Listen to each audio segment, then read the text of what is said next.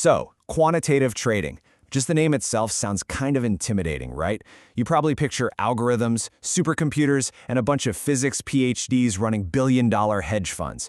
But what if I told you there's a clear blueprint for an individual, maybe someone just like you, to build their own algorithmic trading business from the ground up? Okay, let's get into it. You know, this quote from Dr. Ernest Chan, a physicist who became a quant trader, it just nails the stereotype, doesn't it? He's basically saying the bar for entry seems so ridiculously high that even a PhD from a top school is no big deal anymore. And that idea, that finance is some impenetrable fortress for the elite, well, that's exactly what we're going to tear down today. Yeah, this is the myth we all have in our heads. We imagine these gigantic institutions with practically infinite resources trading complex things we've never even heard of. It makes it feel like the game is rigged against the little guy before it even starts. But here's the twist. What if that whole idea is just wrong? What if the real secret to being profitable in this space isn't about trying to be a giant, but about leaning into the advantages of being small? This is the idea that changes the entire game. And that leads us right to the independent trader's secret weapon. See, it turns out that the very things you might think are holding you back, like having less capital or simpler tools, aren't weaknesses at all. They can actually become your greatest strengths. I mean, just look at the story of Dr. Chan himself. The guy's got a PhD from Cornell. He worked at IBM, Morgan Stanley, Credit Suisse. He's the real deal. And while he was at these huge firms using all this crazy advanced math on super complex strategies, guess what happened? He lost money. It wasn't until he quit, set up shop in a spare bedroom, and started trading simple but still quantitative strategies that he actually became consistently profitable. How wild is that?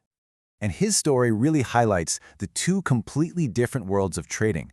On one side, you have the big institutions. They need massive trades to even make a dent in their profits, which makes them slow, clunky, and complex. But then you have the independent trader. You can be nimble. You can profit from tiny little market inefficiencies that a huge hedge fund wouldn't even notice. You can literally fly under the radar. So, okay, we've established that an independent trader absolutely can succeed, for sure. But that brings up the biggest question of all, right? Where on earth do we even start? Well, that's where this blueprint comes in. The key isn't finding some magical secret formula. It's about having a system, a process. So we're going to walk through the 5 essential steps for building your own quantitative trading business straight from Dr. Chan's playbook. All right, here it is, the playbook. First up, step 1, you've got to find some ideas. Step 2, you have to backtest those ideas like crazy. Then steps 3 and 4 are the nuts and bolts, setting up the actual business and building the tech to trade for you. And finally, step 5, the glue that holds this whole thing together, money and risk management. This is about building a real business, not just buying a lottery ticket. So, step 1, fishing for ideas. And here's maybe the biggest mythbuster of them all. You do not need to invent some top-secret proprietary strategy. Seriously. Dr. Chan explains there are hundreds of trading ideas just floating around in public, in academic papers, on blogs, and forums. The real skill isn't inventing something new.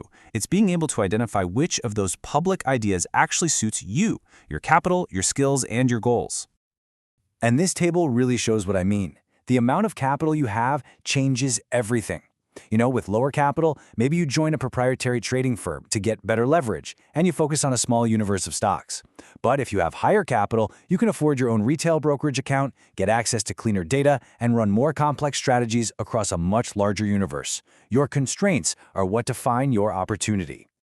Okay, so you've got an idea.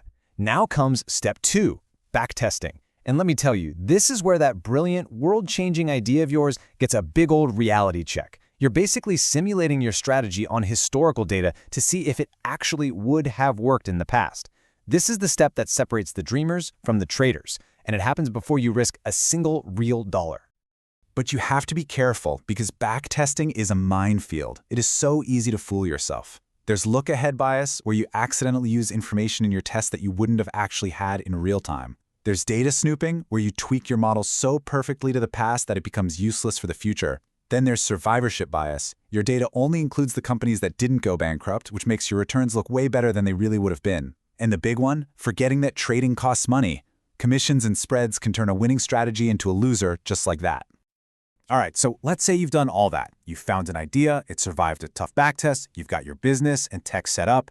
Now the game completely changes. It's no longer about finding an edge, it's about long-term survival. And that brings us to what is honestly the most critical part of this entire blueprint, the realities of risk.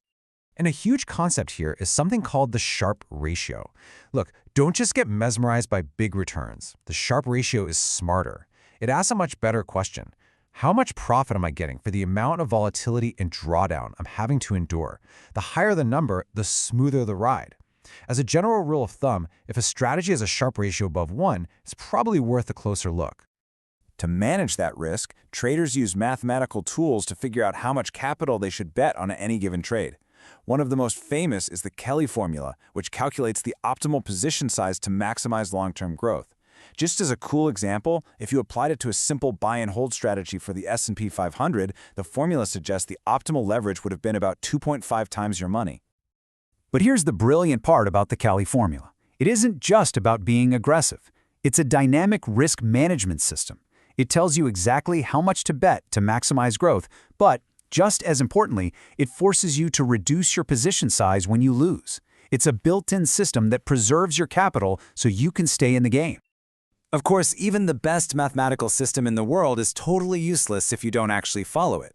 Our own psychology often becomes the biggest enemy. Loss aversion makes us hold on to losers for way too long.